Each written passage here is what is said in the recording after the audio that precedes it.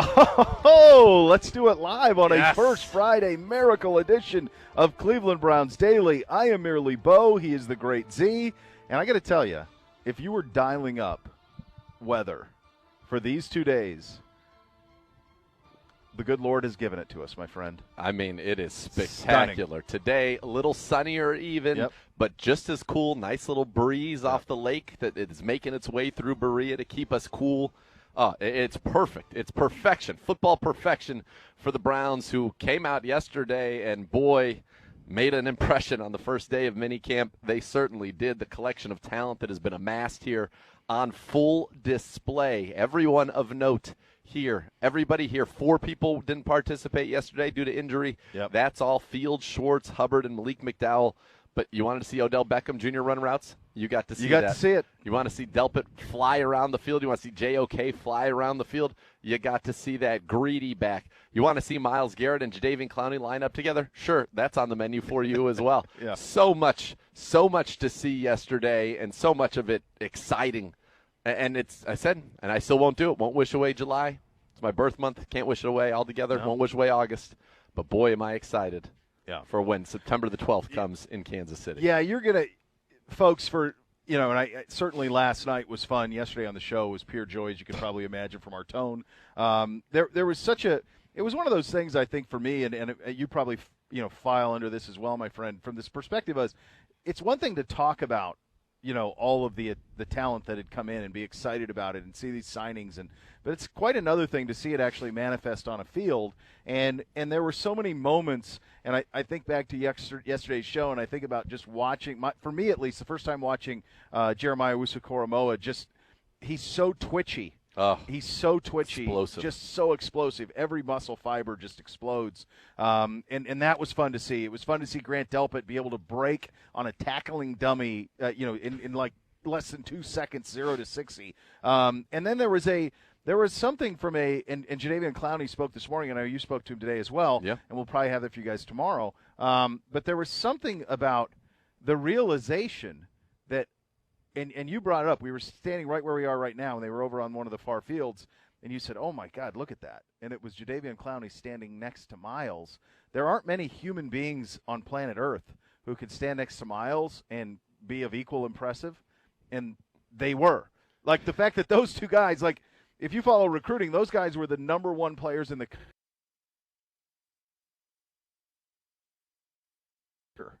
and that's right. They make an impression, to say the least. To say the least. And actually, Jadeveon Clowney in his media availability earlier today said he's been in the league 8 years. And look, he played with J.J. Watt at the peak of his powers. He said it took me 8 years to find somebody physically that matched up to me. And vice versa, obviously, for Myles Garrett. It didn't take him quite as long. He's newer to the league than Jadeveon. But, yeah, it's just an incredibly impressive collection. And like I said, there's just a lot of dudes. Yeah. There are a lot of dudes out there. We're going to look good, as you said, walking off the bus. This team is going to look good, and obviously on the field the expectation is that it will look good. I talked with Wyatt Teller, and we'll hear that today. Talked with him earlier. In his 4-year career, he's never had the same offensive line coach 2 seasons in a row. Jeez. I don't think that we can overstate the importance of the continuity on that side of the ball, not just from personnel. Yeah. That your same starting 11, week 1 should be your same starting 11 week 1 of this year, but that every coach is back. Yep. And that they're just getting ready to go ahead and take big strides, take it to the next level, continue to evolve. And then we just mentioned the dudes that have come in on defense. Chris Kiffin's giddy.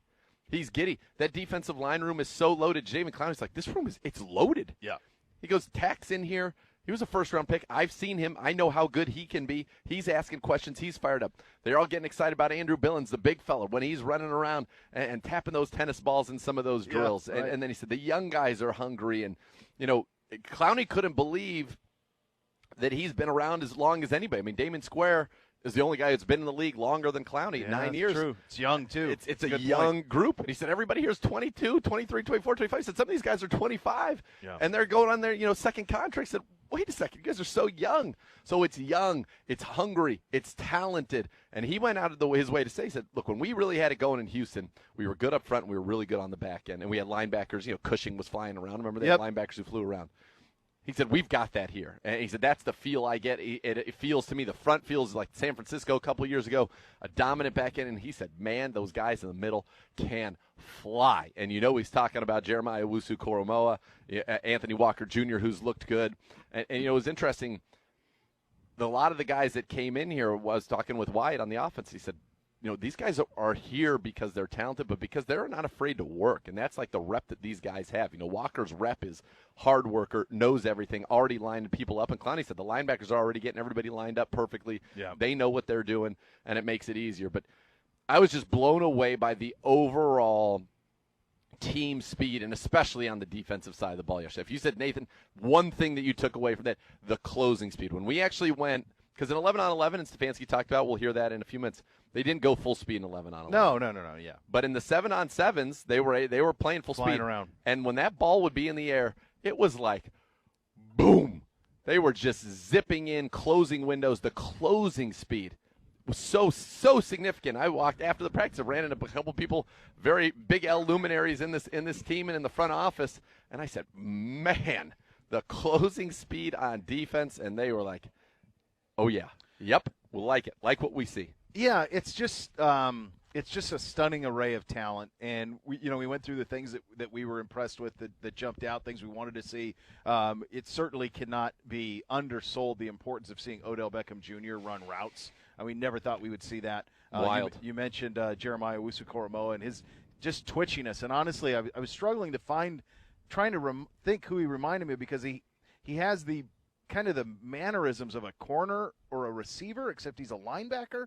So it's kind of a strange mix. And the guy and they're not similar in terms of necessarily the way that they play, but in terms of their athletic profile, reminded me of Ryan Shazier a little bit before the injury, because he had that. He had this twitch that nobody else had, and he was just a heat-sinking missile and could cover ground. And you could do so many things with him. And he similar body types and just athletic profile, and that's kind of what I thought of with Jeremiah Owusu-Koramoah watching him yesterday. And then Delpit, to see Delpit close and just break on a ball, and it's just drills, but just to see him do that, that was something we'd waited to see, because it's amazing with all of this array of stars.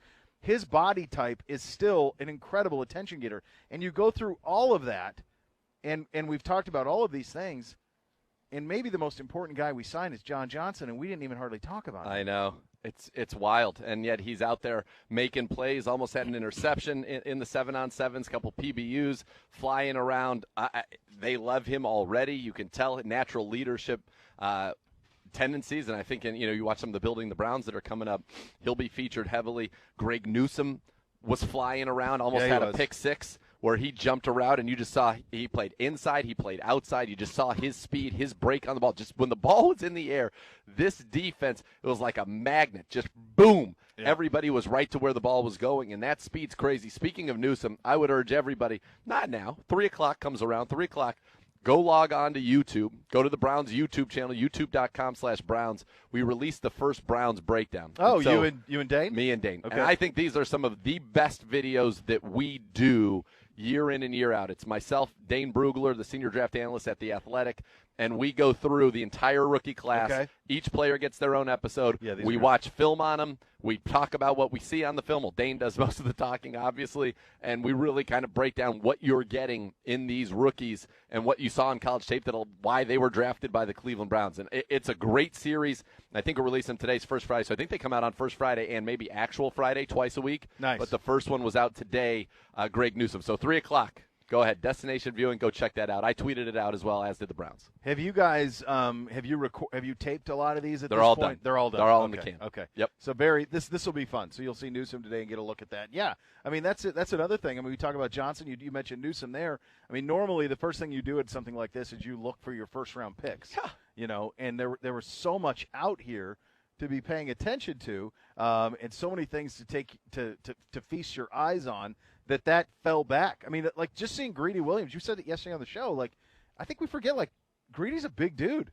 Yeah. He's a big, lanky, striding dude. Like we haven't seen him in a while, so it was just awesome, and I'm so excited for this fan base in an anniversary year for the franchise. For this to be the team is really, really exciting, and to have those legitimate expectations. And there aren't many rosters in the NFL like this one, guys. There just aren't, and that's just the truth of it. And if it makes you uncomfortable, I'm sorry. It's just what the roster is, and that's what the expectation is. And when Jarvis says over the weekend we should talk about Super Bowl, yes, you should, because that's the type of roster that's here. And it's a guarantee of nothing. It's a guarantee of nothing, man. But you But get at bats. That's all you want in sports. That's right. That's all you want in sports is, are we put in a position to chase? And too often we haven't been. We're in a position to chase now. Like we're invited to the dance. You got to get in the dance. You got to make some moves while you're there.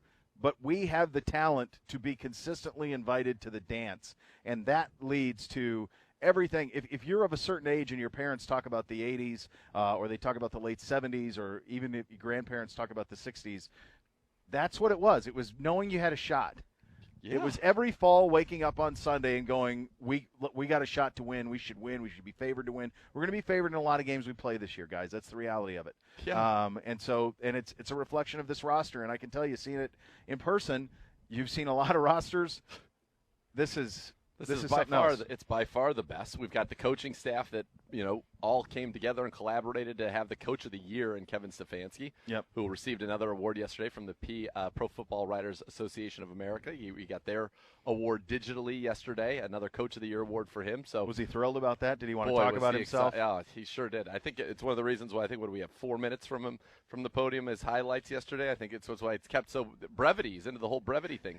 So. It's all there, and I think what's exciting is getting to see it. And, for a lot of these players, players know when they're on loaded teams. Players know when they're surrounded by real talent. And I think, just from talking to Clowney today and Wyatt this morning, they know. Guys know. Jadeveon Clowney's been on some very, very good football teams, and he's been around some very, very good players. He knows what we've got here, and one of the reasons he came here, he said they've got it all. They've got guys who are going to take pressure off me up front. They've got guys on the back end who can cover. They've got an offense that can control the game, that can run it, that can throw it. So what doesn't this team have? And guess what? I get to get back in a 4-3. They've got a plan for me to be inside and outside. I love this group. He loves Coach Kiffin already. He likes what Joe Woods is saying. The plan that's laid out for him. It's one of the 4 Ps now is that plan. Yep. And these guys are excited. That's what I think is so fun, is that it's palpable excitement. But what is also great is that nobody thinks they know they haven't accomplished anything. Nothing. It's all about the work. You got to do the work. It's the first thing Wyatt touched. We brought in all these talented guys on defense, but I love that they're ready to work. Yep. And I don't know if it was a test or if it was just seeing where these guys are. Think about your starting D line. Miles is the only guy on your right now, as you'd pencil in your starting line, who played a snap for the Browns last year. Yeah. And you had Clowney come in, former number 1 overall pick. You had Tack McKinley, former first-rounder. Malik Jackson. Billings has been they ran sprints for 10 minutes. The O-line and the D-line. I asked Clowney about that, and he was like, I was thinking to myself, man, what is up with this? But he's like, I ran with a smile on my face because we got to show we're willing to do whatever it takes. I don't care if it's day 1 of minicamp, whatever it takes, we're going to do it and show these coaches and show each other that we're going to work. When a guy like Jadeveon Clowney and Myles Garrett are out there sprinting at the end of practice, and then your offensive line with Conklin All-Pro, Batonio, Jed, JC, Wyatt, who had a dominant season. When they're all doing it, everybody notices. Everybody noticed what happened in the back of that room. Now, did those guys maybe pay a little bit of price for everybody else to see the ethic? But they did. They saw it. You had 2 number 1 overall picks just run sprints for 10 minutes in practice. Jeez. Number 1 overall picks in the NFL draft. Yep. Yeah. No, it's fun. It's going to be a lot of fun, and we expect to see a lot of similar stuff today once the team gets out here. About half hour from now is about when the team will start to matriculate out here. If we learned anything from yesterday, we'll keep an eye on things today. Go ahead, sir. Cameron Malveaux today. If you had Cameron Malveaux, first guy out. Oh yeah, there you go. Cash that ticket. There you go. We still need a place and show. So we'll see who we'll let you know. Those guys are on that front. We'll keep you updated on that. Drew Forbes. Drew Forbes is your place. There you go. There you go. Good to see him. Yeah, I mean, it is good to see him. There's all these guys that we just have not seen in a long time, and you finally get to see him and see him out here on the field. So that is very good stuff as this team starts to find its way out here on the field. Coming up next, you will hear from Coach Kevin Stefanski at the podium yesterday, some of his thoughts on the first time this team getting together in a very, very long time. Really the first time they've ever gotten together since he's been the head coach of this team. Before we get to that, though, as our 75th anniversary celebration of Browns football continues, we want to know your top 10 moments in Cleveland Browns franchise history. Log on to promotions.clevelandbrowns.com, fill up your top 10 moments. Be automatically entered to win tickets to a 2021 Browns regular season game. Be sure to check out News 5 for Browns Countdown Top 10 Moments presented by Bridgestone Tuesday, June 29th, 8 p.m. to see the final order as voted on by you, the fans. That's right. I'll be on that show. Let's go. Top 10 moments of all time. Franchise history. Guess what?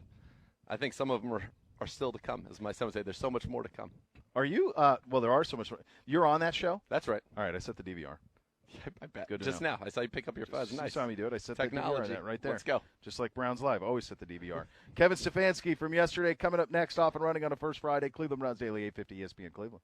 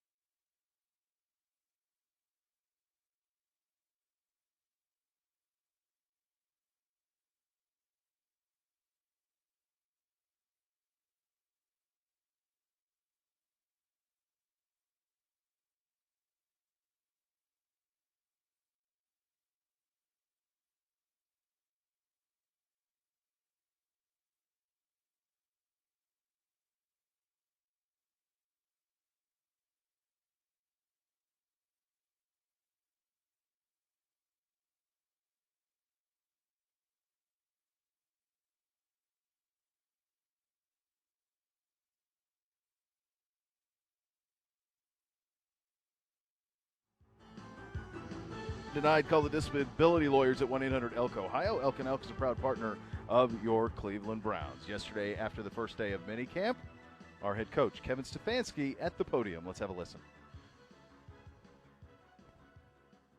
So I think it was just the doctor he had.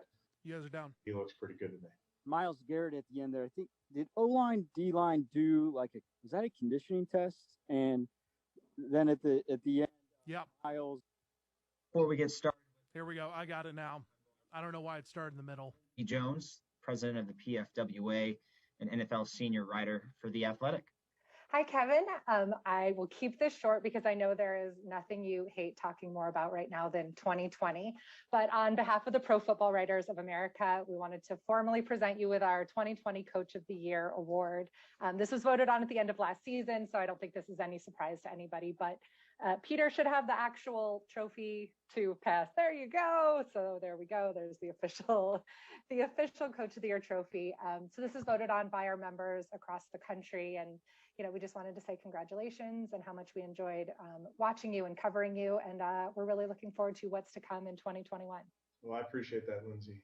As you know, I don't want to talk about 2020, but in this instance, it gives me an opportunity to talk about our players and our coaches. And as everybody knows, I thought they did an outstanding job last year in tough circumstances, and they never blinked. So they made me look good. But I appreciate the recognition for our staff and for our players. With that, I'll just kind of dive into today. I thought it was a really good work out there. I mean, absolutely beautiful day on the fields here in Berea.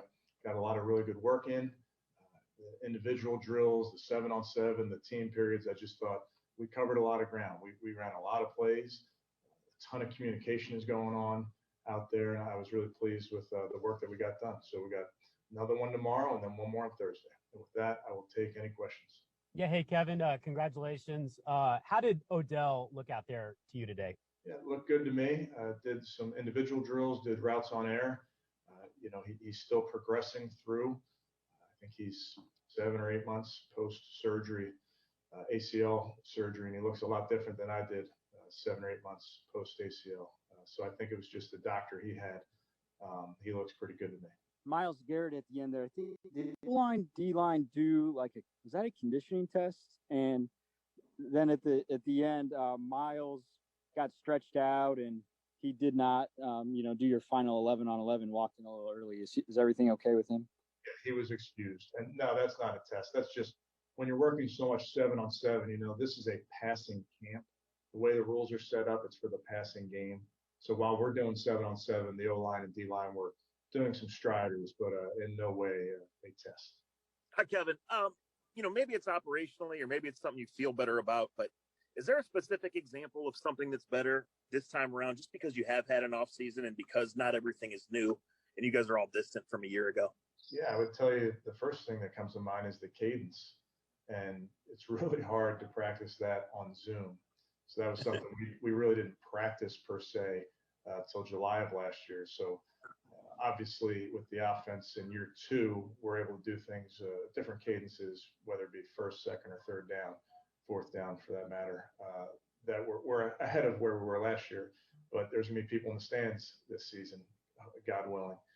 So that means that the silent count and some of those different things you have to do are definitely going to show up this year where they did not last year. Hi, hope you haven't answered this. I had some technical difficulties. Just the pace of the mini camp and everything seems so different. Is this the new way of the world, you think? Just, it just doesn't seem like the days when you were coming into the league. No, you're right, Marla. I think we're trying to be real smart about our pace, particularly when we're in team periods. I think the days of going back in 30 in those periods, it doesn't make sense. And there's injuries, data to back that up, and just thinking about helmets and shoulders, and the guys aren't wearing shoulder pads, so it's hard to protect themselves. So we feel like we can go full speed in individual to work on our technique. We can go full speed on 7-on-7 and take care of each other and stay away from collisions. And then when we get to those team drills, we're really putting an emphasis on alignment, assignment, communication, and then we're just going to slow it down. You're up. Post snap. All right, good stuff there from Coach yesterday after practices. We're about 15, 20 minutes from the team out here, getting out on the practice. A lot of the guys starting to matriculate on out here. We talked about the sheer impressive scale of the defensive line. The same would be true of the offensive line as they are in front of us right now when you take a look at Wyatt Teller and Conklin and these guys coming out. And geez, look at Wyatt. He looks great, doesn't he? He does. What a year from him. What an unbelievable season that he had. And, I remember talking with Coach Callahan about Teller and vice versa. When he was at Virginia Tech, Coach Callahan was with, at the time, the Washington football team, and went and had a visit with him, and they kind of hit it off. And so they were very excited about the opportunity to get a chance to work together. Yeah. And it certainly seemed to bring the best out of him. Good to see the you, head Coach. coach. Good to see you. Kevin Stefanski making his way out to the field right now, walking right by our outdoor studio. You got to like to see that as the team gets ready. But Teller was saying, I like that hat he's wearing too, by the way. It's a great hat. It's a good hat. Yeah, he's got a good hat. I was careful not to call him the reigning coach of the year. I feel like that. He's not. He would have thrown you off. Might have been. Might have been ejected out of the. He's not going to have that. We all know what the accolades are, folks. That's right. But Teller said that when you've got Bill Callahan, and it goes back to something Joel Bitonio told me, he has the answer for every single question. I can't wait for you guys to listen to this interview with Wyatt, because he talks about what the process is every week getting ready for an opponent. He's talking about 400 plays of film. Yeah. He said at one point, if the defensive coordinator or a coach on this staff, the D-line staff, ran something in 2009 but hasn't done it since, they'll watch that something in 2009 just so they are not caught off guard. And it's that kind of attention to detail. And he also said, look, when you have Jack Conklin to your right, J.C. Treader to your left, all you got to do is do your job. Yep, do your job. That's all you got to do. Yeah, and there's a lot of it. And the fact that all those guys are coming back is a pretty sweet situation, to say the least. Yeah. And we're about 15 minutes or so, 20 from these guys getting out here and getting through some individual work. I'd be remiss if not to mention that, of course, you have been listening for your OBM Hot Topics, Ohio Business Machine, preferred copier provider of your Cleveland Browns, of all the X's and O's for your office. You can call 216-485-2000 or visit ohiobusinessmachines.com. One half of the Ibs boys will be joining us. Oh, boy. The Ibs boys. One half of the Ibs boys will be joining us coming up next. Sir Andrew Gribble will join us with his thoughts from that first practice. That is coming up next. You're listening to Cleveland Browns Daily on 850 ESPN Cleveland. You guys are down.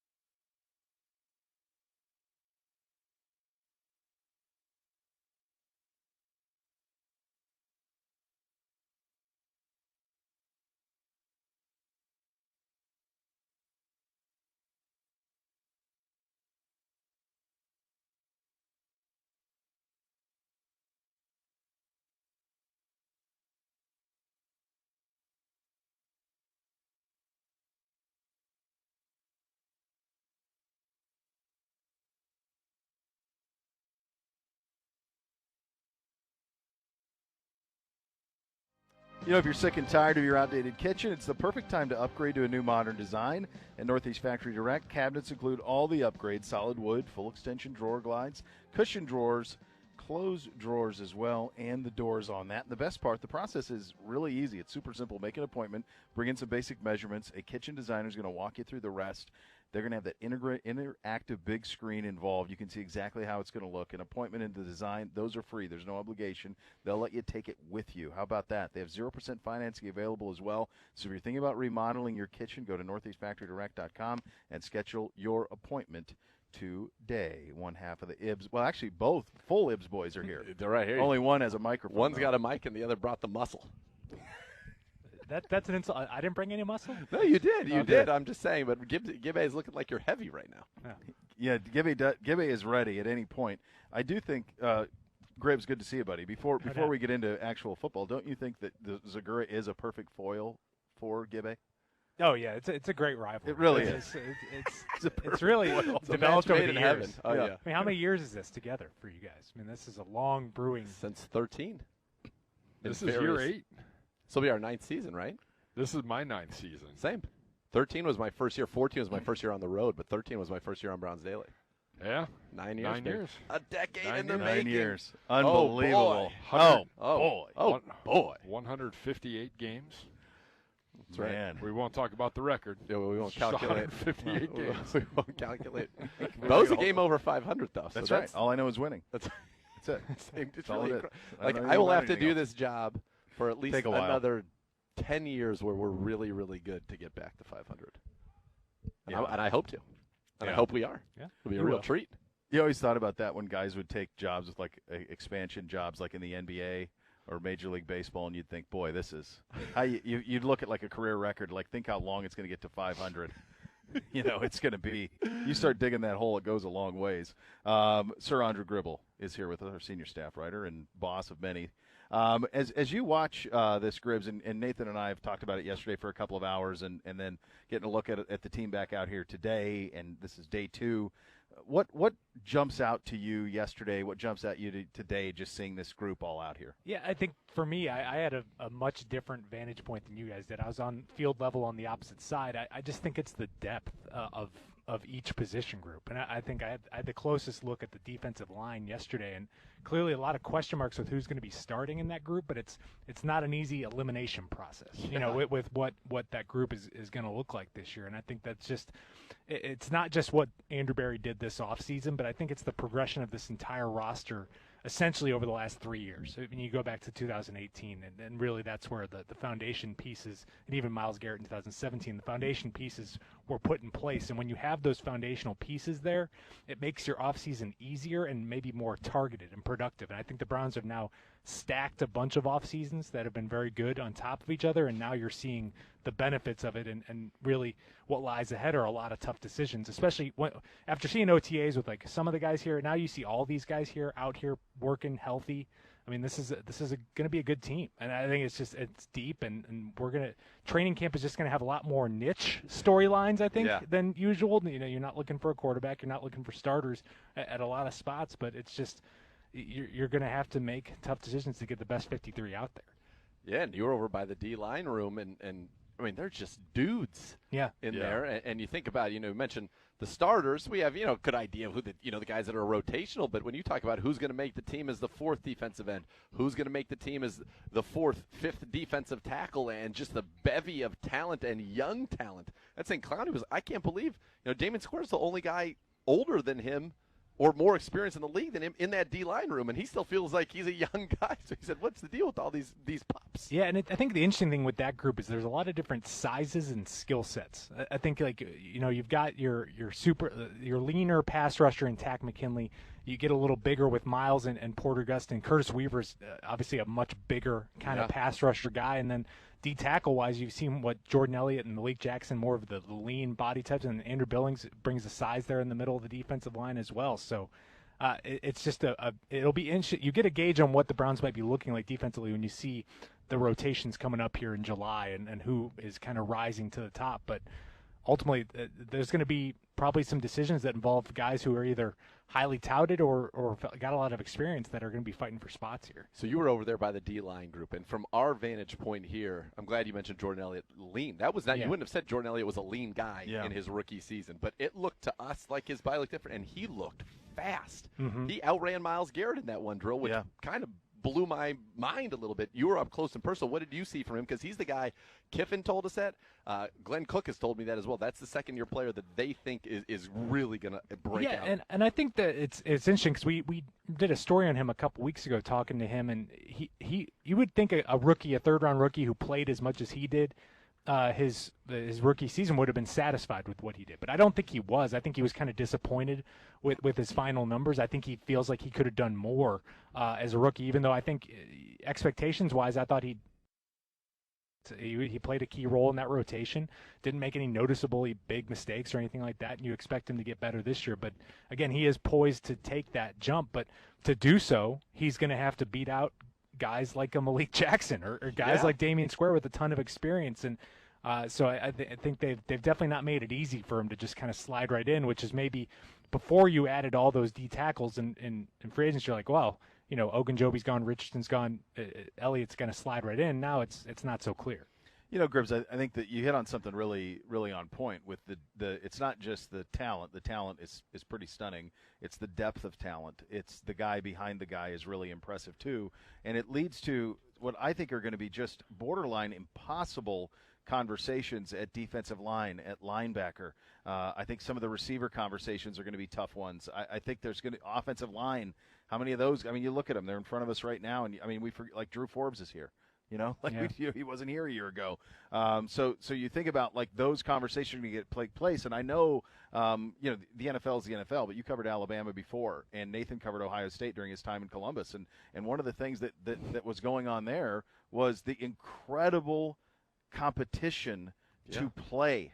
Yeah. And we're going to have that to make this team. Yeah. And I think as we went through last year, you're hoping it's not as crazy of a year this year as it was last year with all the guys in and out of the lineup. But you need those guys. I mean, look at the offensive line you finished the season with, and you still held your own and gave yourself a shot to advance to the AFC Championship. I think that's where this kind of comes to fruition. I think we saw in previous years where there were some talented pieces in place, but things kind of fall apart when you lose a couple guys to injury. And I think that's where I think this team is in a pretty good spot. I mean, obviously there are some key players that you definitely don't want to lose at any point in time, but you've assembled a group that you feel pretty good about if you have to tap into that depth, especially defensive line-wise, offensive line-wise. I think linebacker, you've addressed the depth, but to me that position is like a blank slate when it comes to me projecting who's playing where and how much. I think that's the position I'm the most uncertain about. I just have no idea. That guy looks just incredible. Yeah, and it gets to a very slight but important difference. In years past, and even since I've been here, where all I know is the winning, we would have, even last year at right guard, because we didn't know why it was going to be this. Yeah, you didn't know he was going to be this. It was like, boy, I hope somebody can do that. The difference this year is there's a lot of people that can do it. Who's not going to be able to do it because they're not going to get a chance. Right. And that's when you have a squad. That's when you know you have a squad. When you have when the difference between your ones and your twos, and you're fighting for who gets to be on the field, and the option behind is really good, and a good chance a guy who gets cut is a guy who plays in the league and has started in the league. Like, that's what's going to happen at some of these position groups. Yeah, and I think the one position group, you use it as an example, but look at if you're good enough and deep enough, they'll find a way to get you involved. And I look at the Browns tight end group, which has been 4 deep basically since the training camp started last year. All 4 guys made the team, and they all contributed in a pretty significant way, and they found ways to get those guys on the field. Now, clearly you're not going to do that as much with the offensive line. You want that continuity and chemistry, but you look at linebacker, there's ways to get multiple guys involved, more so than maybe in years past where you really only had a couple guys getting snaps. Now you have opportunities to get a variety of guys. Same at safety, getting 3+ guys involved. Corner, you can get 3 to 4 guys that you can count on and involved. I think that just opens up the options for your coordinators out there. Yeah, and speaking of guys, you mentioned the injuries that happened last year in and out of the lineup, guys that are back from injury. 1 we got to see last year, Odell. 2 we didn't, in Delpit and Greedy.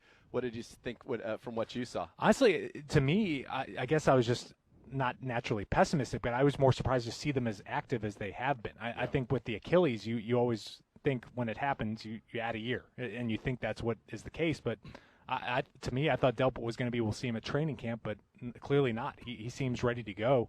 And same with Greedy. I think Greedy got cleared a little bit earlier to go, but he's going to be in the thick of that competition at corner. I think they both look what you expect them to look like. I think that those guys were both supposed to be starters last season, and the injuries prevented them from doing that. And now I don't know if they're really walking into roles where they can expect every snaps on every play, but I think they're going to be key parts of this defense no matter what. I think you're right, especially on Greedy. I think a lot of people thought it was a foregone conclusion when we drafted Greg Newsome that he would start outside, Denzel would start outside, Troy Hill would start inside. But, I mean, I think Greedy is very much in the mix, and the early indications are, honestly, that you see a lot of Denzel and Greedy out there with Newsome and Hill in the slots. And talk about flexibility. We have the flexibility. We talk about dime.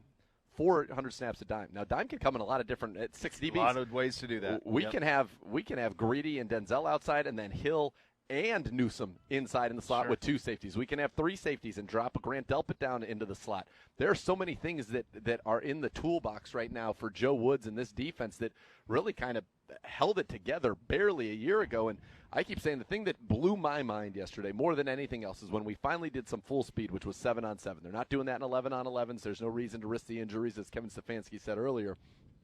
That once the ball was in the air, it was just a swarm to the ball. And windows that looked like they were there were gone in an instant, if they were there at all. Just the speed on this defense is a stunning transformation, especially on the back end from what it was. I mean, you add a first-round pick, you add Greedy Williams back to that, you add Delpit, and then you add two members of the secondary from the best defense in the NFL last year. I mean, those guys were playing every snap on one of the NFL's best defenses, if not the best, depending on what stats you look at. And I think that's just, and the fact is they're all healthy now too. I mean, as much as we talk about the injection of talent on this defensive backfield, that the Browns' defensive backfield never gave itself a shot last year because it was never healthy. All at the same time, it just seems like you were always one injury away from complete disaster, but you always had 2 or 3 guys down. It seemed like. So that's going to be the key for this group. Is just you've got to hope that the injury luck is a little bit more on your side this year in that area of the field. And if it is, you're in pretty good shape.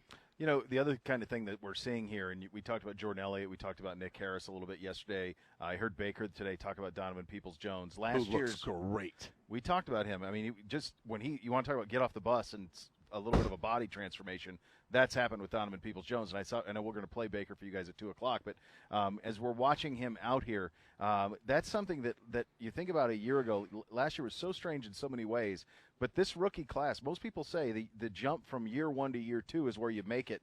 There's a lot of guys we talk about Jacob Phillips. There's a lot of guys that you have a lot of belief in out here that last year were rookies, that this year, boy, can they take a step. And when you see 11 running around out here, you understand why. Yeah, I mean, that's an easy one. And you wonder, again, if Jarvis and Odell are healthy, where do they find the opportunities for these guys? Because again, at the beginning of the season, those opportunities weren't there very much when you were at full strength. So it'll be on Kevin Stefanski and Alex Van Pelt to figure out ways to get these guys involved. But, you know, we tend to go dig deep on the rookies from last year who might take a big jump. I mean, what about Jed Wills and on that offensive line? I mean, he was learning a new position.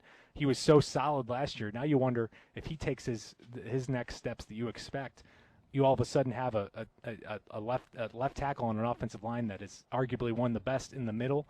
And then you have Conklin on the outside. I mean, the offensive line taking another step is a great thing to think about for this offense, which, again, the offensive line was rarely an issue, even though I think they only started half the games altogether as a unit. And I think that's an area where you can even take a bigger step forward. And you're bringing back your top 2 backups, Chris Hubbard, who we're seeing out here not participating as of yet, coming back from that injury, Nick Harris, who's out there, and then you draft James Hudson, who, you know, they're getting a lot of work at right tackle, and you think, you know, just as things have to evolve, right?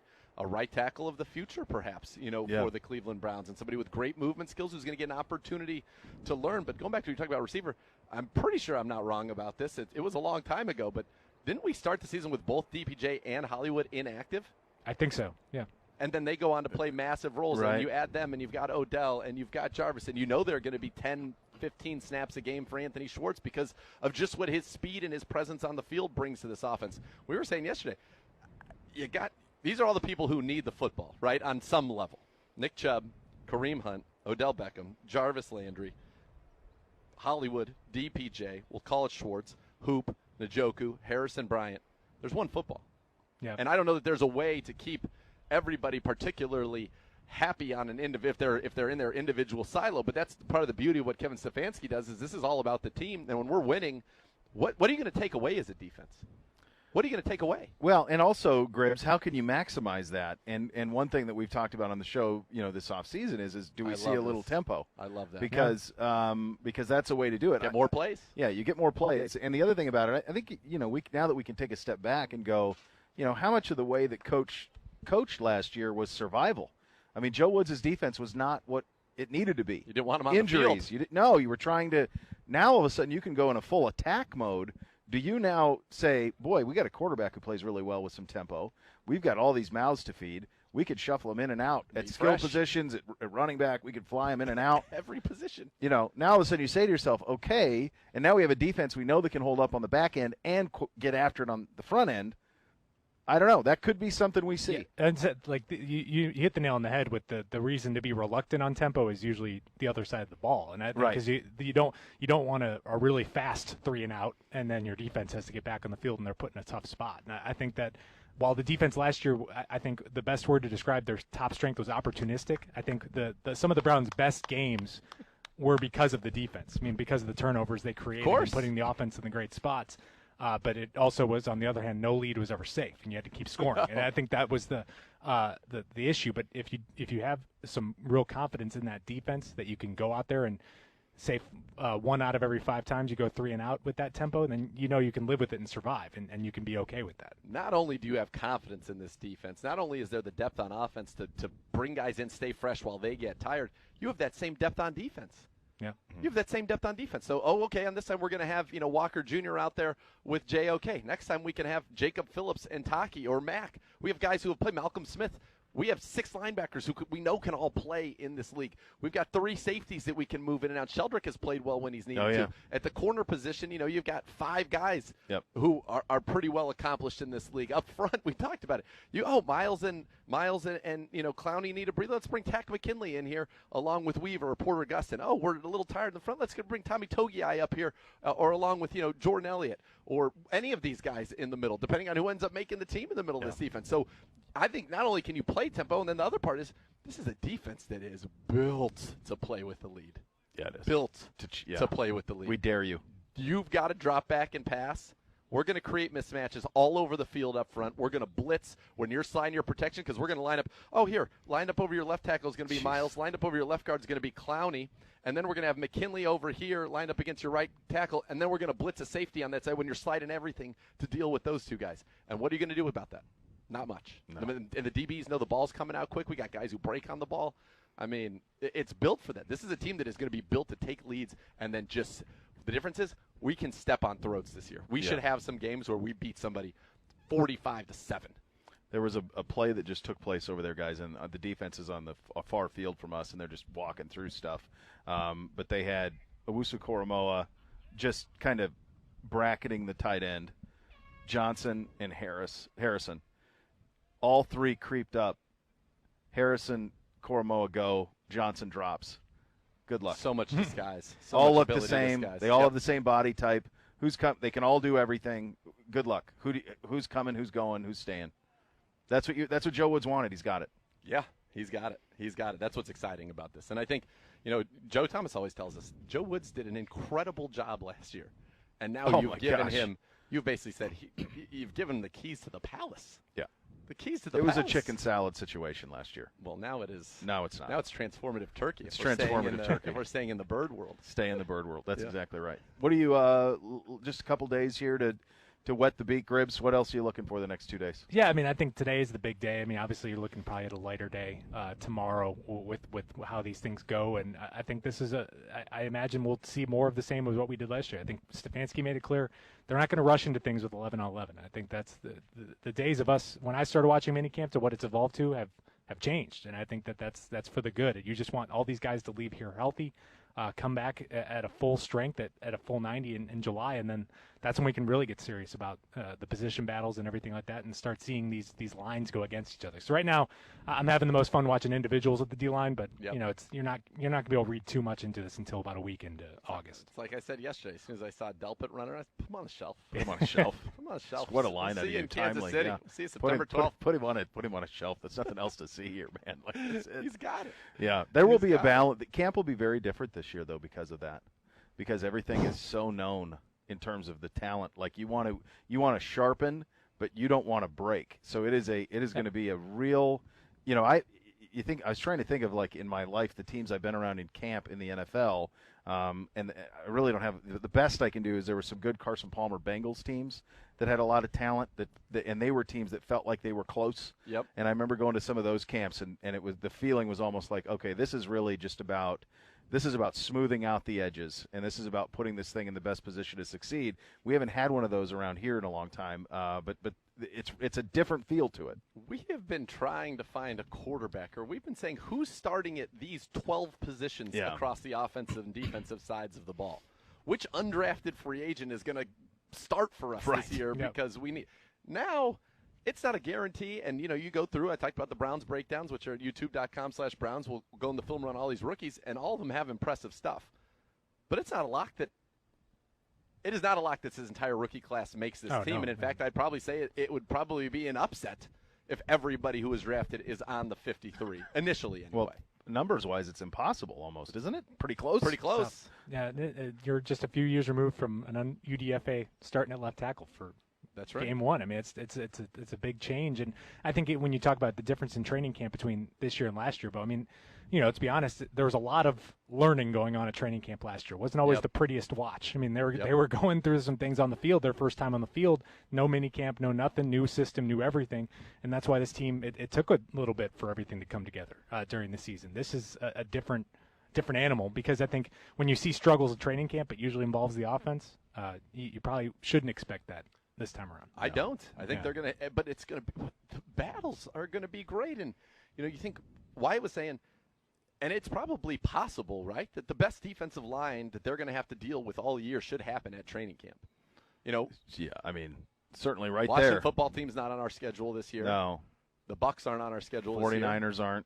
So it is very possible that that's going to be some of the best work that they get. And listen, when that's the case, Sundays are easier, and for our D-line, certainly you would have to say our offensive line is going to be the best that they're going to deal with all year. For sure, Pittsburgh's pretty good up front. No, it's going to be seen. It's going to be fun. Gribbs, good stuff, buddy. Yeah, always great catching up with you. See you guys later. Sir Andrew Gribble, one half of the Ibs boys, joining us here on the program. You'll hear from Baker Mayfield at the podium coming up next. You'll listen to Cleveland Browns Daily on 850 ESPN Cleveland.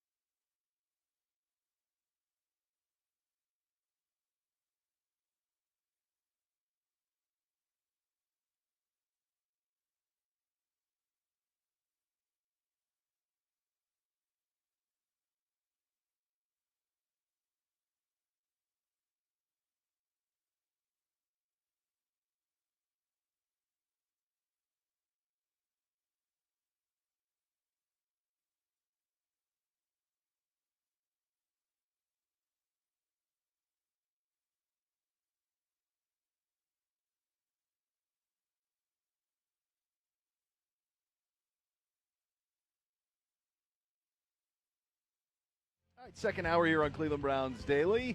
And, oh, boy, they are out here throwing it around a little bit now. Some individual work taking place out here. Offense and defense separated on the two fields, and something very exciting to look forward to there. This is exciting, too. It's talking about my friends at Weather Seal Home Services. You need a roof replacement? Would you like to replace your roof for the last time? That's the benefit of choosing a metal roof from Weather Seal. Metal roof technology, materials, styles, colors, they've improved significantly. They are beautiful, nearly indestructible, and affordable.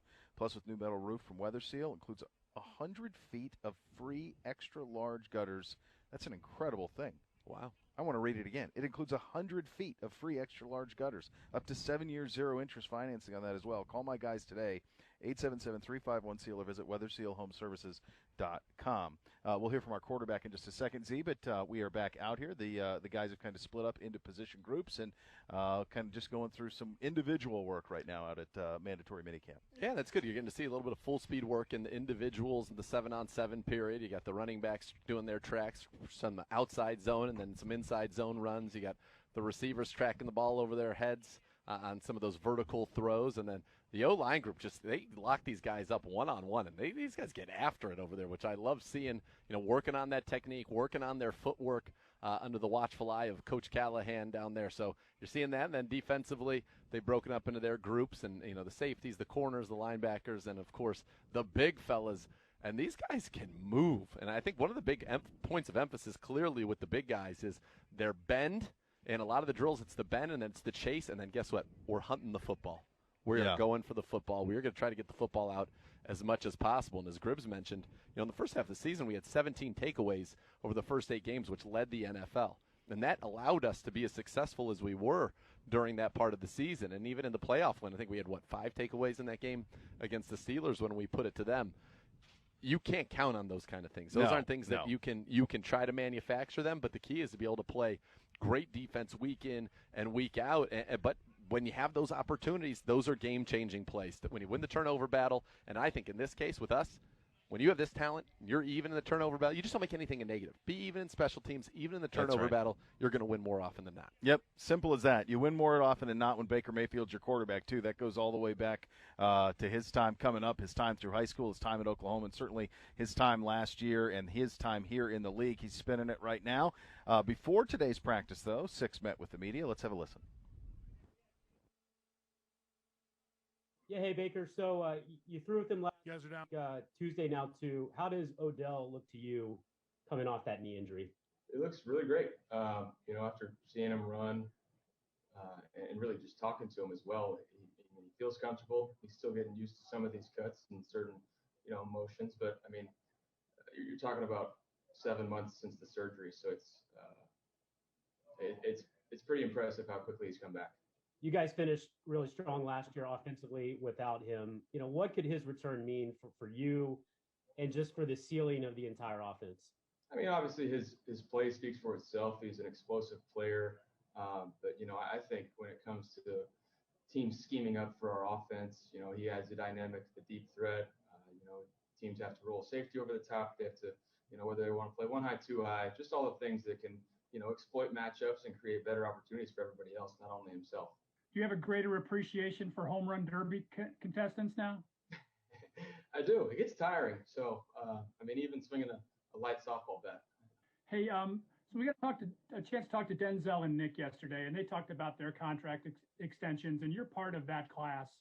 What would it mean to have all 3 of you guys locked up long-term here as kind of the cornerstones of this franchise? Obviously those guys are tremendous teammates, all coming in here together around the same time. It's just, that'd be very special, but that's one of those things that, I think everything happens for a reason and it'll handle itself. So just worried about winning. As I told you guys before, when I was asked about the 5th-year option, it's the same thought process for me, and it'll continue to be that way. Hey, for obvious reasons, some of you decided not to come to the OTAs. I'm just wondering, how your conditioning has gone. Kind of where are you at right now in terms of maybe compared to where you were last year? I feel really good. I feel even better than I did last year. Last year was completely all virtual, so I feel great. We've been able to get together with the guys. We did early session in Florida, then got one obviously down in Texas last week. So I feel really good about where I'm at and where we're at hitting the ground running right now. Baker, can you tell us? I mean, is your agent talking extension with the Cleveland Browns, right now? And would you like to get something done this summer in a perfect world? I mean, I'm in no rush because I'm just trying to win games, and like I said, it'll handle itself.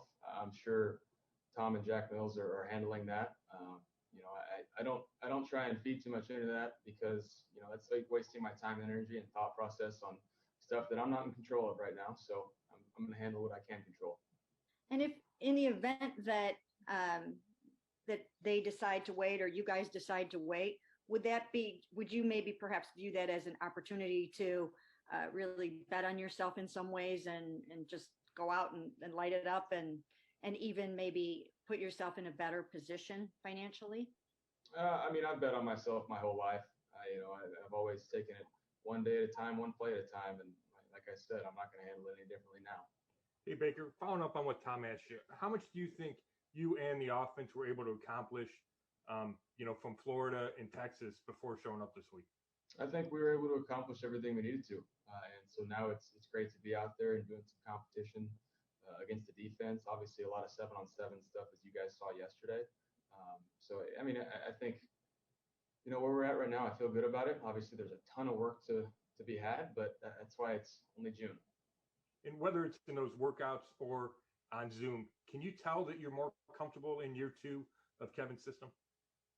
Absolutely. I think, I've talked to you guys about the jump from after the bye week to the second half of the year. And, just the more reps and the more, times you're around these guys and explaining thought process and the communication when it comes to certain schemes is so important. So I think, the more we're doing that, and obviously as time goes on, it's only going to get better for all of us.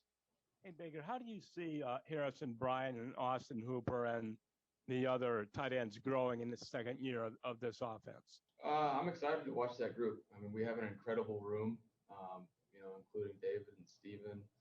It's a highly competitive group, and that's the best part. And I think they bring the best out of each other. I think they all add different aspects of their game. Not one of them is the same as the other.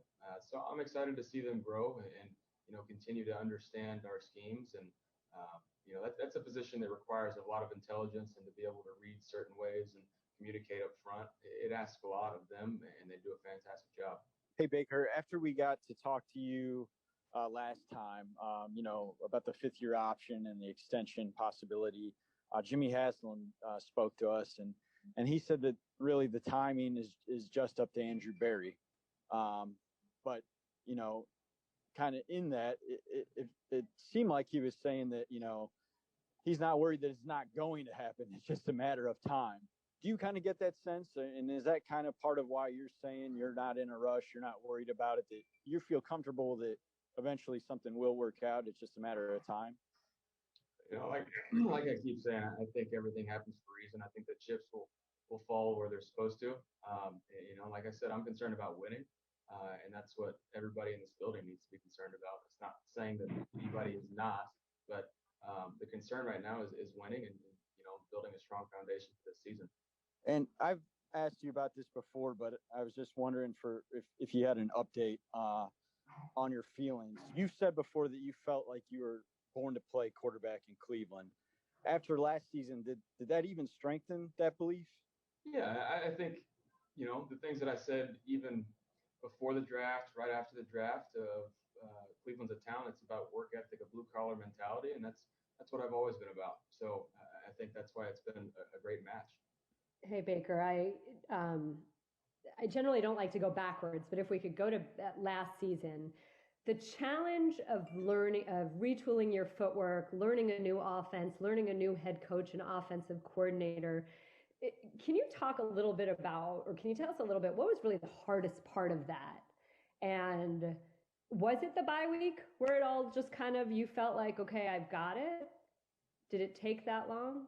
I think, the combination of, the lack of OTAs and mini camp last year, and to be able to get those live reps and work those new schemes combined with the footwork, and to talk through those things right after the reps with Alex Van Pelt and Kevin, and just, I don't know, it's the combination of all of those things that just takes repetition to be able to grow and get comfortable in it. And so I think that's why you saw our offense only get better as the year went on, and especially on my front. So I expect to continue to grow and get better. One of the things that Coach Stefanski told us at the end of the season was that you would have meetings and have very specific goals for this coming year. Are any of those goals, will you share any of them with us? What are the next steps you or as an offense you hope to be able to accomplish, do, attain? I think in a general sense, what I'll tell you guys is we got to be more efficient on third downs. Have to be better early on, early in the season. I think, obviously that we got better as the year went on, but I think for me, it's continuing to put us in manageable situations to win ball games and extend leads. Obviously my priority is always winning. That's the first and foremost, biggest goal I'll always have. And then, personal stuff after that, I think always comes with winning. Baker, over the weekend at the softball game, Jarvis said, why not talk about Cleveland in the Super Bowl? It's something that, people say you shouldn't talk about, but he said, he doesn't have any problem talking about that. That's what you guys are striving for. That's what the standard should be. How do you feel about that? I think everybody that plays this game is striving to be a champion. If you're not doing that, I think you're in it for the wrong reasons. And I've said that time and time again. You strive to win in everything you do, and that's the kind of culture that we've been working on building. Building a culture is not easy, and that's been a process. So we're striving to continue in building a winning culture. There were a lot of expectations, a lot of hype before the 2019 season. When you look at it now, how is this team built differently, culture-wise, to deal with the expectations, to deal with the spotlight coming off last season that you guys are going to have this year? I mean, that's 2 years ago, so it's not even, comparable. But when it comes to culture, it's just a process. It wasn't exactly fun the first few years trying to build that. It just takes, getting people in the right mindset, having people on the same page, and that's one of those things that takes time.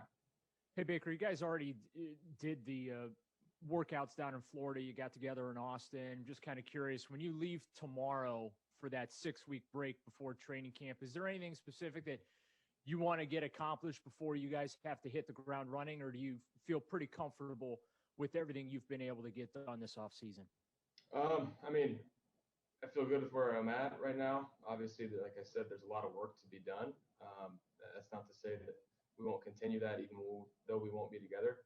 Those lines of communication will always be open when it comes to all of us getting on the same page. And so that's the good part about this team is we've built relationships and friendships now that communication is very open and honest, and that's extremely important. The chemistry when it comes to being able to say, hey, I'm wrong right here. Tell me if I'm wrong. Tell me if you need something out of me. That's vital, and I think that's what we've been working on the most. And that's what a good culture is all about. And when it comes back down to it, when we hit the ground running for training camp late July, that we don't skip a beat. It's interesting. You brought up the friendships, the relationships. That's right where I was going next. Watching practice yesterday and just seeing the different position groups and the conversations that were going on, and a lot of guys were smiling, laughing. You could really see a lot of camaraderie. Could you just kind of maybe take us inside a little bit? Just what's it like this year? The fact you guys are even able to get together on a football field before training camp, and just obviously you're light years ahead of where you were a year ago, but just how much further down the line is that chemistry in those relationships this year versus maybe this time last? Far ahead of what it was. I'll say that, obviously, because, we all these guys played together. It was a very new roster with a lot of new faces last year. Yeah, we added some key pieces and a lot of guys, but those guys are good culture guys. And when you bring that type of person in, they fit right in and just, they join along. And that's why we welcome these guys in with open arms. And, you enjoy playing and working with people that have the same goal-oriented mentality as you. And so that's why you see that. Thanks, Rob. Hey, Baker, you'll experience this in practice, but what's it going to be like for quarterbacks to walk up to the line and see Myles Garrett on one side and Jadeveon Clowney on the other? My two tiny friends? It's fun. It's fun to watch them work. I wouldn't say it'd be very fun to go up against them. But I think, that duo creates a lot of stuff for a lot of other people in the back end. Obviously, we have, a lot of guys that are very talented. So it's not just those two, but they do add a special dynamic, and when it comes down to offensive scheming, that you have to worry about those two guys. What have you thought of the defensive upgrades in general? And have you gotten a chance to meet, Johnson and Walker and some of those other key pieces that you talked about before? I think they're great players. Obviously, JJ's picked me off, so is AWalk. So I'm still trying to get vengeance on those guys. But like I said, we're bringing in right culture guys, and that's the important part. They're great players, but they're fitting right in and driving this train even quicker than it needs to be.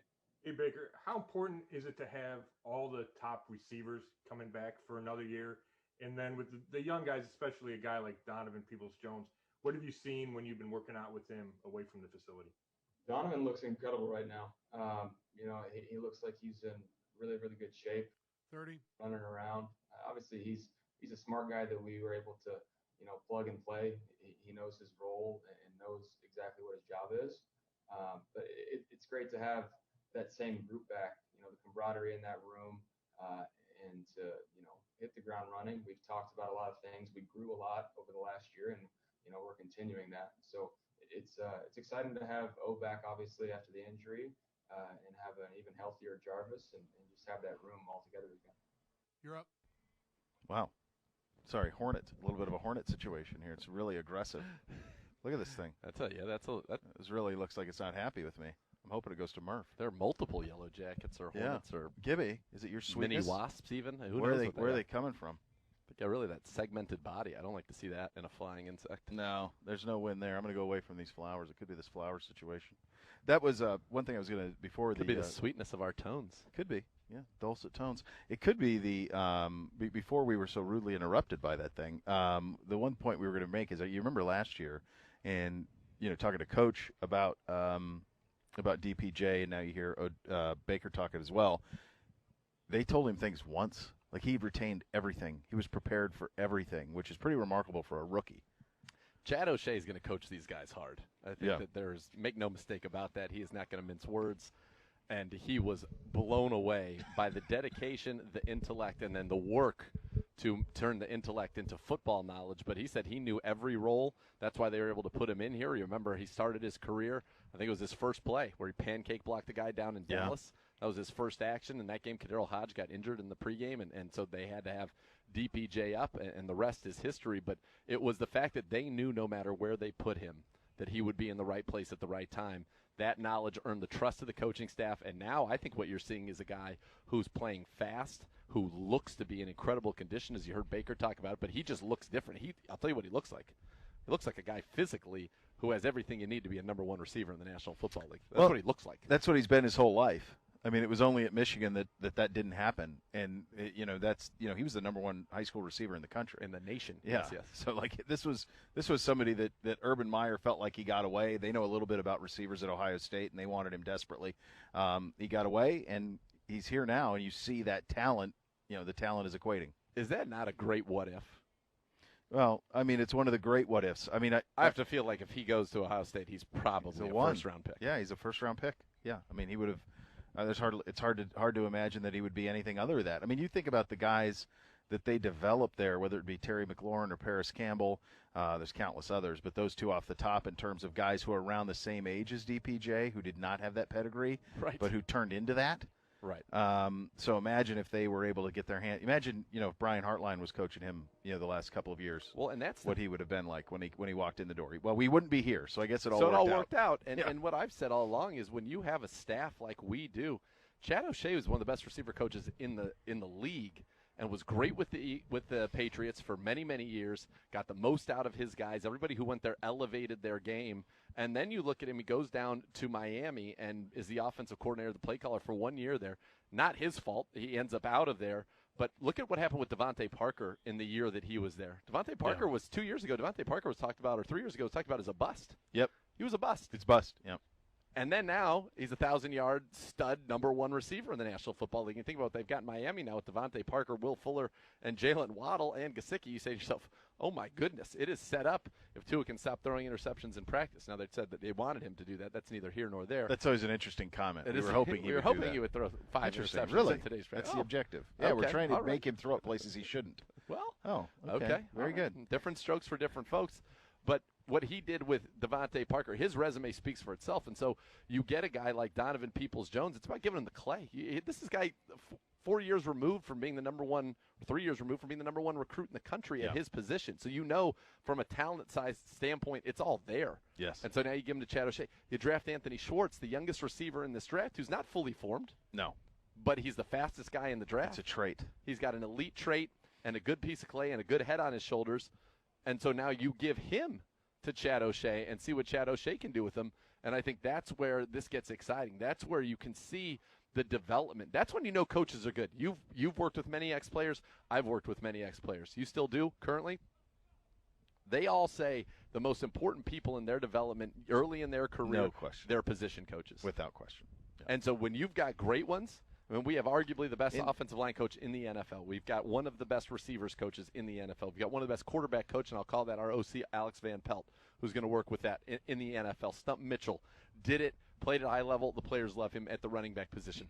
You know, Drew Petzing is new as a coach, but has worked his way up just like Kevin Stefanski did. Yeah. And now Kevin Stefanski is the coach of the year as a head coach. So you've got good coaching on both sides of the ball. We get into the defensive staff as well, but that's where it's about the clay, the development, and that's how you see these guys, when you mentioned earlier, first year, second year, taking leaps.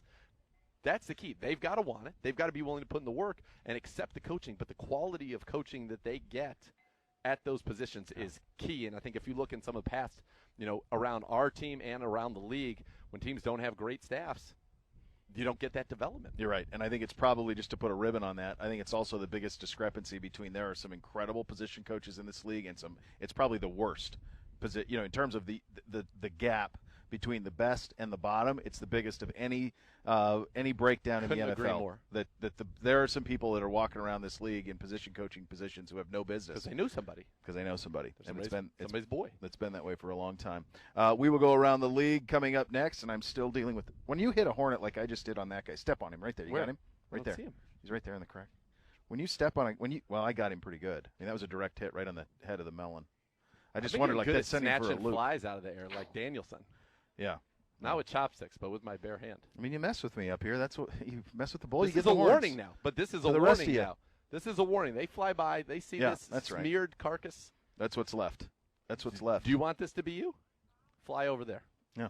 We'll go around the league, keep you updated on what we see out here at Mandatory Minicamp. You listen to Cleveland Browns Daily on 850 ESPN Cleveland.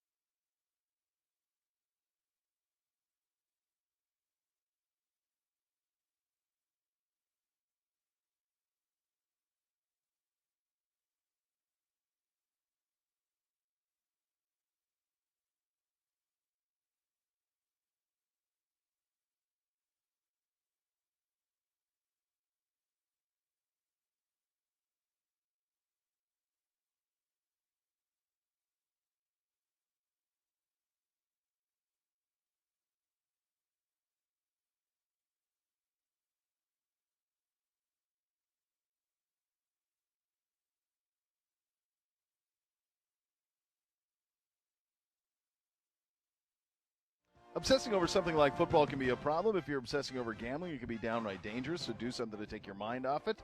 Find a hobby, perhaps. If you want some tips, go to keepitfunohio.com for great ways to keep gambling fun. What do you have, sir? All right. The NFL and NFLPA have agreed to updated COVID-19 protocols for the 2021 training camp and preseason per source. How will life for vaccinated and unvaccinated players be different? He says unvaccinated individuals, including players, will be prohibited from gathering outside of the club facility or team travel per the memo. This includes gathering for meetings, practices, or training activities unless approved by the NFL and NFLPA. This says here, fully vaccinated, no daily testing, not vaccinated, testing every day. Masks not required at the club facility or during team travel for those fully vaccinated. Masks required at the club facility and during travel for those not. No physical distancing required versus maintaining physical distance. No quarantine required after high-risk exposure to COVID versus must quarantine. No travel restrictions if you're a vaccinated player. Travel restrictions in effect if you are an unvaccinated player. No capacity limits in weight room when everybody is fully vaccinated. 15 player limit in the weight room when they are not. You may eat in the cafeteria with other fully vaccinated individuals. Players must be physically distanced in meal room, may not eat with teammates. Staff must grab and go, no meals in the cafeteria if they are unvaccinated. Players who are unvaccinated cannot eat in the team cafeteria.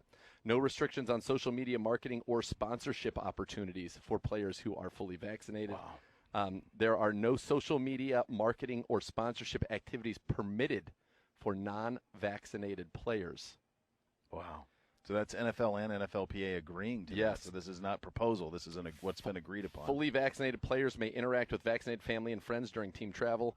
Unvaccinated players may not leave the team hotel to eat in restaurants. They may not interact with anyone outside of team traveling party in the team hotel. He goes on to say, major developments for the media. Fully vaccinated media will be permitted to conduct in-person interviews with players for the first time since 2020. Unvaccinated media will not be allowed in the press box, on the field, the sidelines, or the locker room. There are major competitive implications here. He says fully vaccinated individuals exposed to a COVID-positive individual will not be labeled high risk or subject to a 5-day isolation that kept a bunch of players, coaches, and others out of games. Those who are not will be subject to those same things as well. And this is one that I think is kind of put the ribbon on it. NFL players who are not fully vaccinated will be banned from nightclubs, bars, house parties, concerts, etc., with the NFL and clubs allowed to issue a fine of a game check up to $50,000 for a first offense and more thereafter for violating the protocol. Big financial consequences in play here.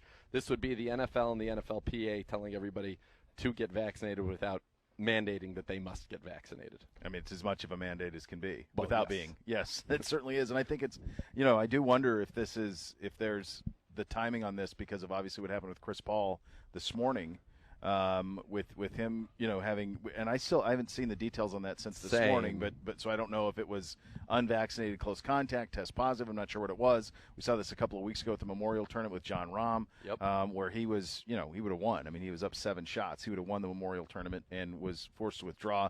And now you have this, this story with Chris Paul this morning, and I do wonder if that's it. This is pretty straightforward, man.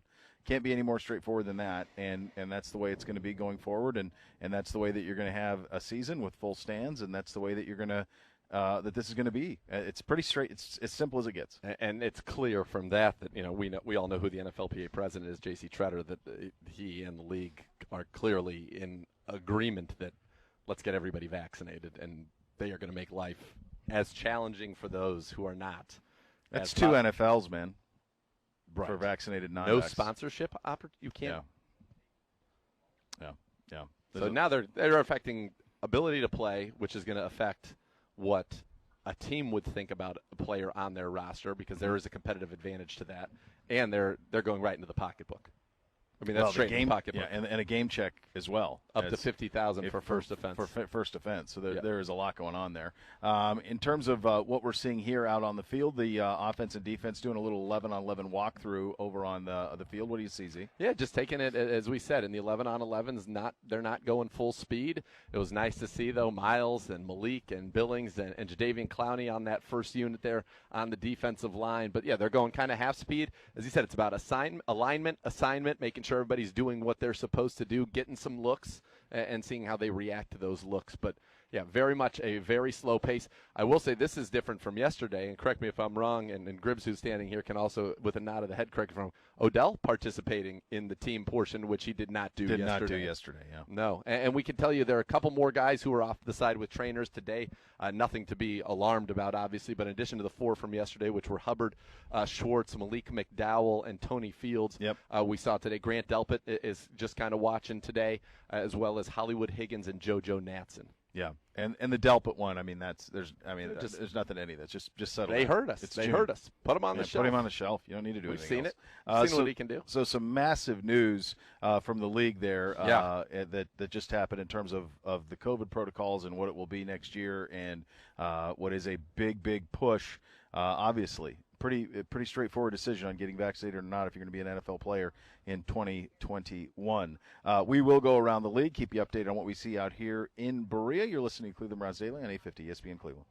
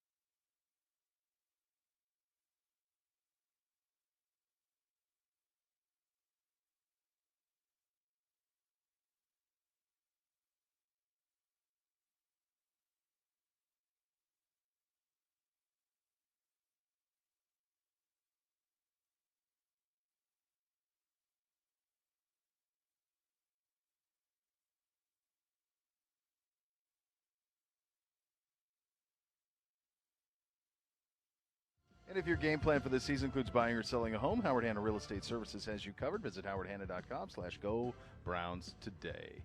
A little bit of 11 on 11 walkthroughs out there, and as Z mentioned, a lot of 13.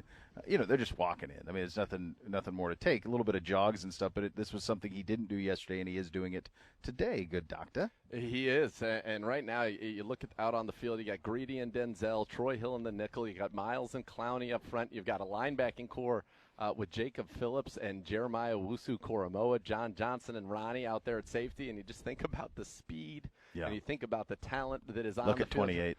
Oh, boy. That was a meeting of the quarterback, and that's the thing, the blitzes they're going to be able to bring when people are worried about what's going on, who's coming from where. Yeah, you got a lot of speed. You mentioned 28's Tack McKinley jogs onto the field. And this is the first time I can think of where we've seen Tack, Miles, and Clowney all on the field together, which is something I have a feeling we're going to see a ton of in third down situations and obvious passing situations, because you just have so much flexibility and versatility. And so this will be a look most likely, I would guess, with either Miles. So it's McKinley, Malik, Miles, and Clowney, as we talked about. And this time you got Miles lined up on the inside with Tack McKinley outside of him, Malik, and then Clowney. Or actually, Miles is on the same side as Clowney over there. These are the things that they dream of. Yeah, these are the things that they can do. And you say, okay, what are you going to do here? And the answer on that play would have been, if we weren't walking, looked like it would have been nothing, because Miles and Clowney got back to Baker Mayfield about the same time as the snap. Yeah. I would say that I feel pretty comfortable. I always just do this thing like you safe, pal. You can buy the jersey. You can buy your 28s. I think you can buy your 28s. I think you can buy your 28s. If you're looking for, his movement skills, his explosion to the ball is one of those things that jump out at you. And, we talk about our time down in Columbus. Sometimes you go to these practices, you say, oh, that's the guy who's going in the first round. That's right. Because of how they move. And he's doing that amongst NFL players on a defense that, frankly, has a ton of speed, and yet his speed and his closing clearly stands out. And it looks like we're going to get into a little special teams period here, as the Browns always are going to emphasize that, and wisely so. One big play on special teams can change the course of the game. And I think if we're going to see competition today, again, look, you're in helmets, no shoulder pads, no shells, nothing. If we're going to see competition today, it'll come in the form of the 7-on-7 period if we get one of those. And I thought yesterday, I'm pretty sure Stefanski in the press conference we played earlier, he calls this a glorified passing camp. He said that's what you can do. It's a passing camp. Yeah. And so that's where you'll see if there is any actual competition going to happen here today. That's probably where it will come. But, boy, we got to see some fun looks there on that defense. That's fun. We saw one with Greedy and Denzel. We mentioned earlier, dime comes in many forms, but with both Newsome and Hill on the field. I'm telling you, this defense, you want to win your division, but right now, if you're being realistic about it, to get to the Super Bowl, in your mind, you feel like you've got to beat the Chiefs, which means you've got to deal with Kelsey, and you've got to deal with Tyreek Hill, and you've got to deal with McCole Hardman, and you've got to deal with DeMarcus Robinson and the other receivers that they've added there, and they wanted to add more. Yeah. That was a team that was after Juju Smith-Schuster. Oh, yeah. They were more after weapons. a bunch of those wide receivers. Yep. So I think that's a look that you can maybe put. So let's put one of our corners who's going to be able to mirror Kelsey, and we can have JOK bracketing with him, as you mentioned earlier with JOK bracketing, or have JJ3 bracketing, or have Delpit bracketing. And so these are the kind of things that you're going to have to put in, but now you've got the personnel to pull them off. Yep. Yeah, you really do, and it's versatility. It really is, and this defense can have a lot of. Let's go around the league here.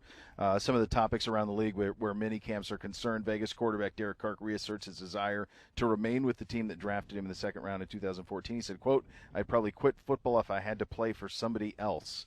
Boy, what are we 6 years left on that deal? Gruden in Oakland. Yeah. 6 years and $60 million on that thing? Yeah, just times that number by 10, and that's how many million we still got going there. They feel like any momentum that they had, which was always maybe not as much as we thought, is. I think one of the biggest surprises about that situation is how poorly they've drafted. With Mayock. Yeah. Yeah, you wonder. Yeah, it is. It's really. They've overdrafted consistently in the first round.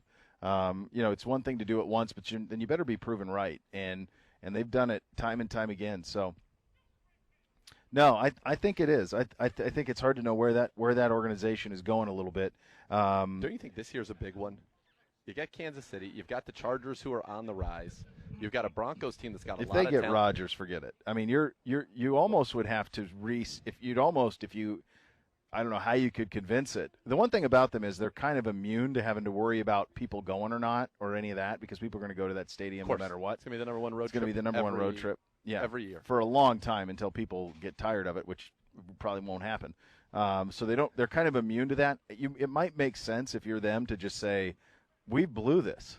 You blew it, boy," and and start over because it's a roster that is really hard to make sense of what they've done, and they overdrafted at corner, at receiver, and defensive line. So it doesn't seem like it's going anywhere. And if the Broncos get Rodgers, then it's shut the front door at that point. Well, yeah, and they are the clear number 4 in that division by a decent margin. Yeah, by a hefty margin. Yeah, I think I can't remember. I feel like I had them in the bottom third for sure, maybe even bottom quarter of the rankings. It doesn't seem like they're going anywhere with no momentum. A couple of big time names sitting it out: Jamal Adams, Stephon Gilmore, not reporting to mandatory minicamp this week in New England and Seattle. It's just so nice that's not us. It's so nice that everybody here is here as we see Odell Beckham little stutter and go. Oh, a little behind him. But that's what's got the one hand up. Easy. Shelf him. Easy, big fella. There, but we have none of that, and I think that's a refreshing thing. Listen, Gilmore was the subject of trade talks all year long. It's clear that he's unhappy there. He doesn't feel like he's getting the contract he deserves from them. Jamal Adams has not been happy anywhere that he's been, but he goes to Seattle, and what an impact on their defense. Didn't he set the NFL record for the most sacks by a defensive back? Yeah, he was unbelievable. Like he was, yeah. The craziest thing with them when you look back at them is how their offense forgot how to work. With Russ, DK the Metcalf, last 6 games Lockett, of the season. Yeah. Carson. I mean, they've got some talent. Yeah.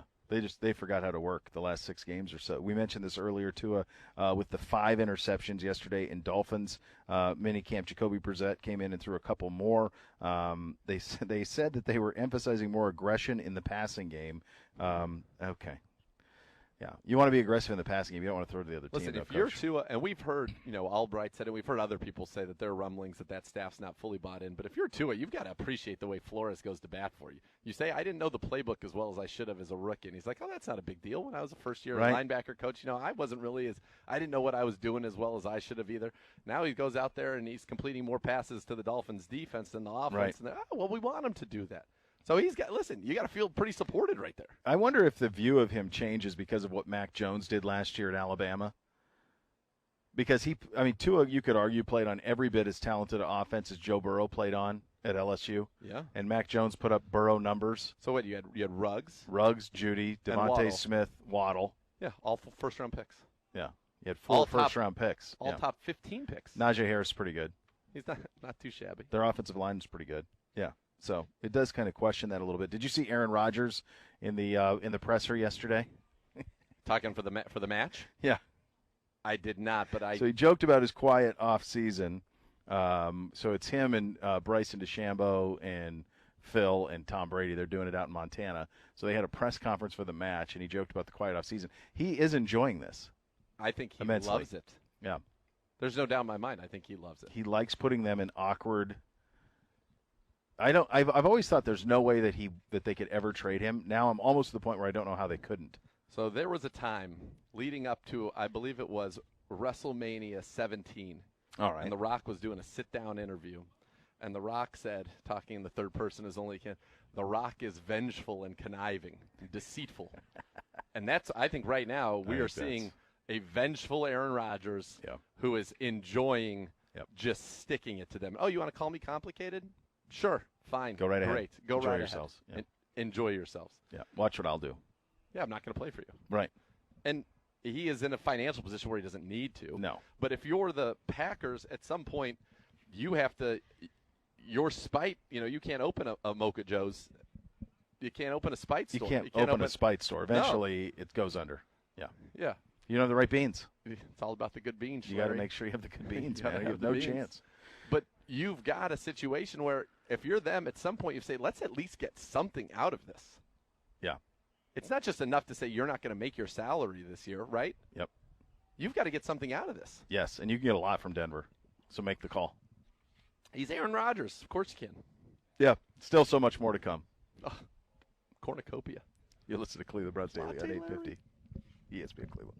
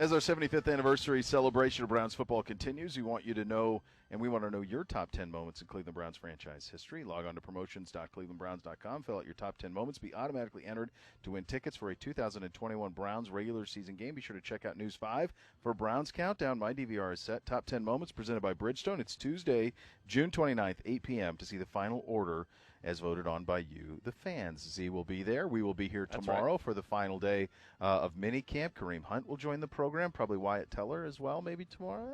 Maybe we'll hold it off. It's all right. We get patience. Patience. Easy, Grasshopper. Lots of stuff to get to here, kids. Yeah, Lots of stuff. We got Clowney, too, I think still. Oh, yeah, we Mr. got Van Pelt might be joining us, too. Oh, boy. Oh, boy. Oh, boy. Oh, boy. Oh, boy. Just because we're on the terrace, I won't give you the full oh boy. Yeah, real that exciting. I'd like to. So exciting. Yeah, we won't so give you that. exciting. So exciting. You have that to look forward to, which is nice. very, very nice. Quite nice. So is this. The next level is coming up next. We're back tomorrow. Cleveland Browns Daily, 850 ESPN Cleveland.